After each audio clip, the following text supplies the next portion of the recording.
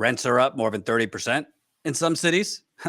I mean, to me, that's a form of theft. The gentrification crisis in this country, where landlords and real estate developers are jacking up rents everywhere to the point where people are being forced out of where they live. I mean, San Francisco, Seattle, Los Angeles. I mean, the list goes on and on. You also have, it just came out, drug companies have raised their prices just at the beginning of this year by over 6%. Just at the beginning of this year by over 6%. Then you have, I mean, the obvious, Colin, if you have the chart, look at the last 40 years. That line, I mean, going to the top since 1980, the income inequality in this country. So it's not only the systemic wage theft they're not covering, but even in real time, they're not covering affordable, the housing prices skyrocketing, big pharma jacking up prices still during a very active pandemic. Your thoughts on that? I mean, I think people need to understand, and this is what I try to do in my Twitter threads. I try to, with evidence, with actual data, just try to show people that the things you see on the news are carefully curated. They are, in many cases, they're true in the sense that they're not completely fabricated, right? It's just, like, for example, I don't doubt Al Sharpton's assertion that someone stole 10 pieces of meat from a Trader Joe's. So the most sophisticated propaganda is often not things that are just totally untrue. It's what story are you telling? Which facts are you telling? Which facts are you leaving out, right? So for example, one of the most, I think, propagandistic elements of what Sharpton is doing is complaining about, like, people stealing toothpaste from CVS or steak from Trader Joe's, and then linking that somehow to the need for more policing. That is the propagandistic element that most worries me, right? In addition to what I mentioned earlier about just not even covering at all the massive corporate fraud and theft and environmental degradation that is far more serious in terms of the cost to all of our lives. But it's this connection to police.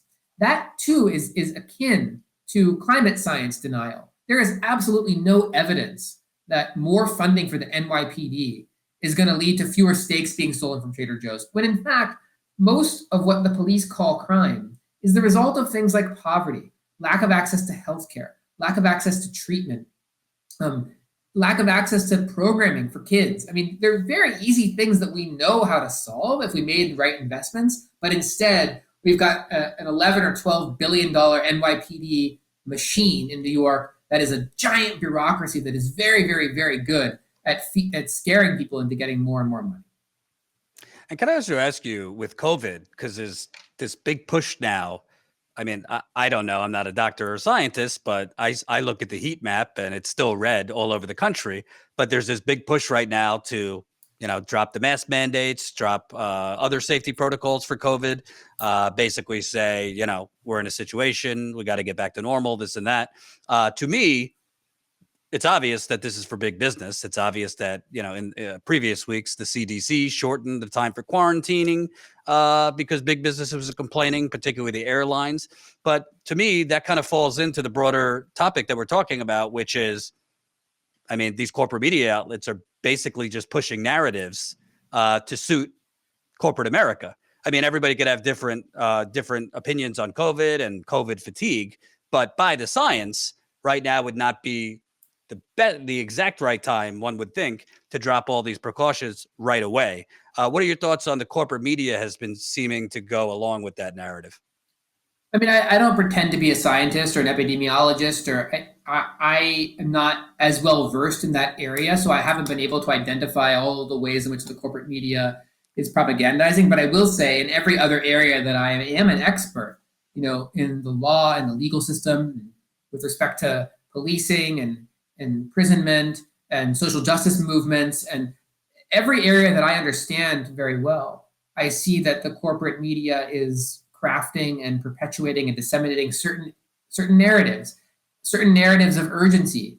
And it's creating a sense of urgency around things that are easily monetizable and profitable for people who control things and own things in our society.